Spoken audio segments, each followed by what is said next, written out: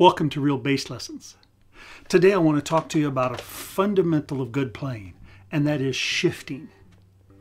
I know, some people say, well man, I just don't ever think about it. I just kind of reach up here and grab up here. Well, we all do that. But if we can work on some good hand position and some sort of logic of shifting, while, trying to create less motion, economy of motion, as we play more and more difficult things, our shifting will simply, be more intact and we'll play better. Simple as that. We'll just play clean, we'll play clear, we can play faster, we can play the fretless bass with good hand position and shifting, it stays in tune. So let's look at it, okay? We're going to work with a real basic major scale. You all know it. But we're going to do it on our upper two strings, like this. Now, obviously, there's a shift, isn't there? Sure, and there's lots of ways to finger this and play it, but let's do it this way for right now. Get out your bass and play with me.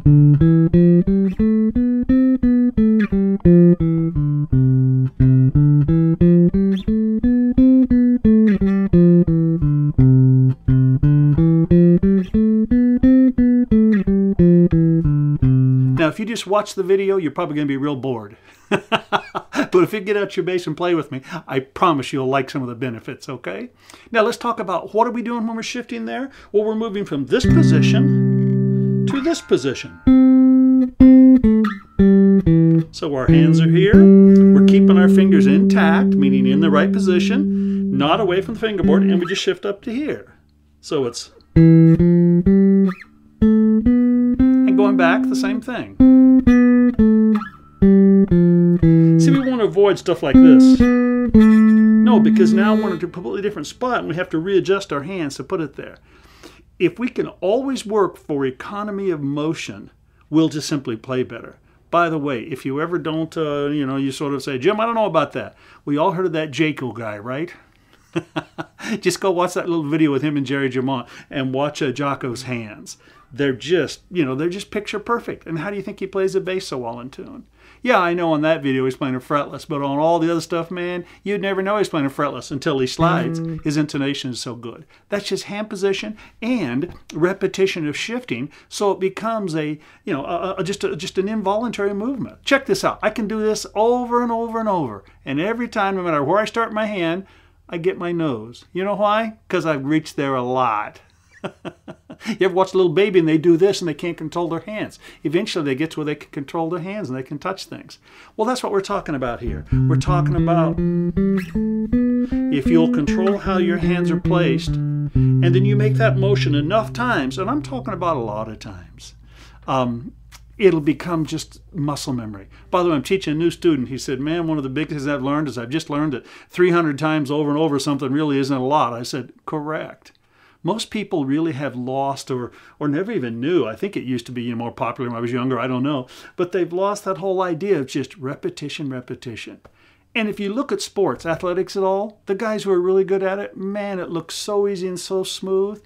That's because they repeated their action, the physical action they wanted to do, many, many times. So let's do it on the key of F.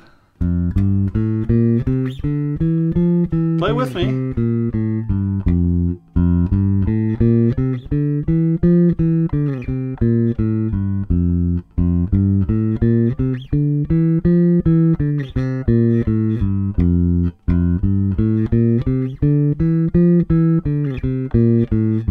Good. Now notice we're not rocking our hand back and forth. We're not moving our elbow. It's all in the fingertips. Again, just go watch Jaco on that video if you don't believe this. But you watch that and sometimes it's too difficult and you really can't figure out what's going on. Well, here's a real simple melodic movement we know, a major scale. By the way, some people say, Jim, how come you always use those simple major and minor scales and stuff? Because we all know the sound of it.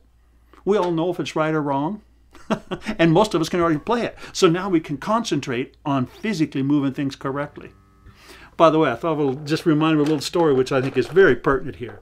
Some of you may not know, but some of you will, the very famous jazz clarinetist, Buddy DeFranco. And Buddy DeFranco literally was one of the greats. jazz players. Actually, I think he's still alive. I'm not sure. But anyway, I got to work with him for 2 weeks one time, 6 nights a week. And, he just had absolute control, played beautiful jazz, master of the instrument. And we got to talking all sorts about practice and stuff. And I said, buddy, what do you think about that? If you're playing every night of the week, do you need to be practicing? He said, oh, I do. He said, I've heard people talk about that now. He said, but if I just go for it when I'm playing music every night, he said, I just get sloppy. I just let things go all to pieces. He said, I need a good hour or two of practice every day to keep things under control. And I've learned me too. I can just sort of slop around the bass, but if I practice my technique regularly, everything works smoother. Here we go. Key of F again. 3 and 4 and.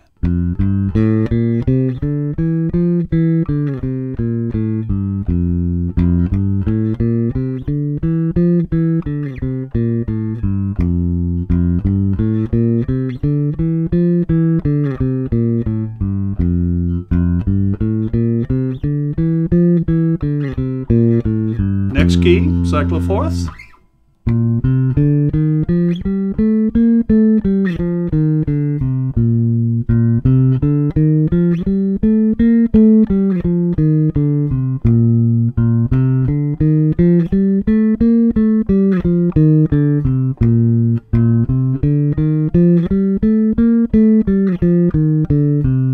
Cool. Next key, cyclofourths.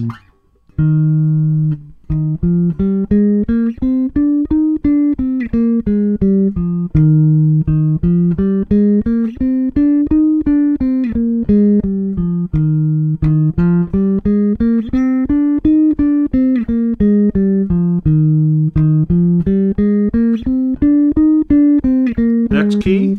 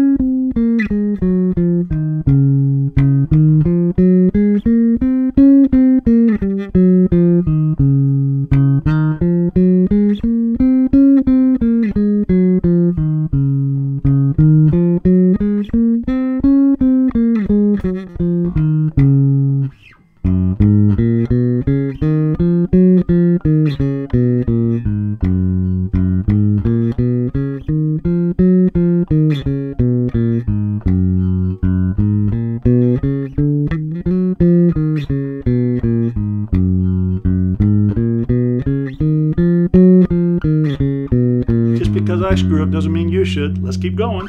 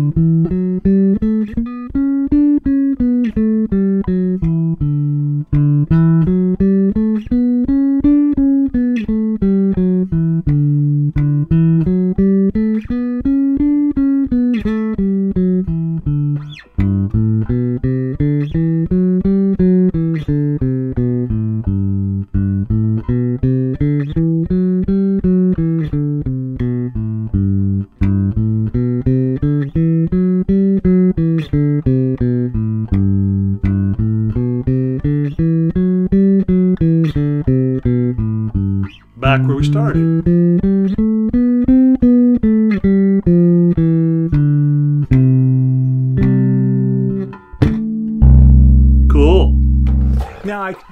have to repeat this, or I need to, it's a caution to you, or maybe it's a, maybe I'm preaching at you. I don't know, but I always have to say it.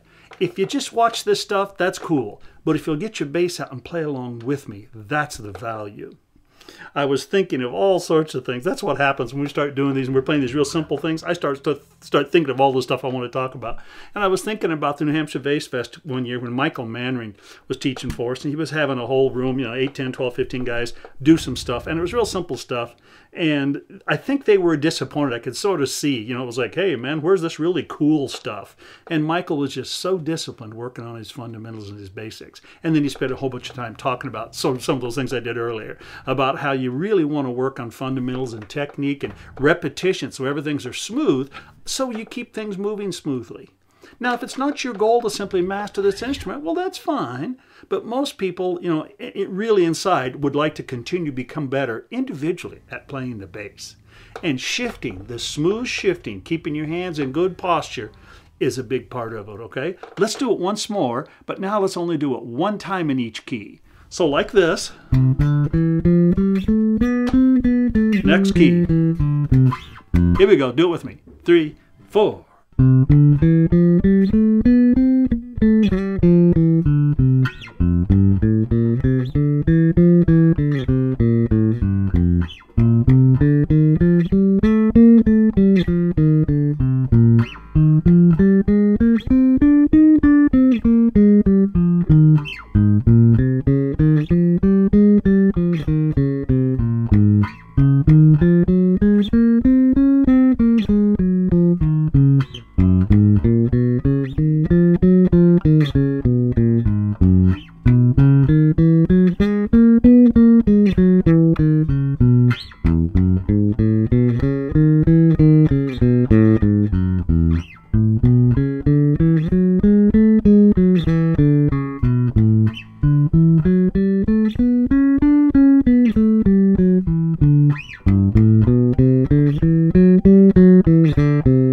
Back to home base.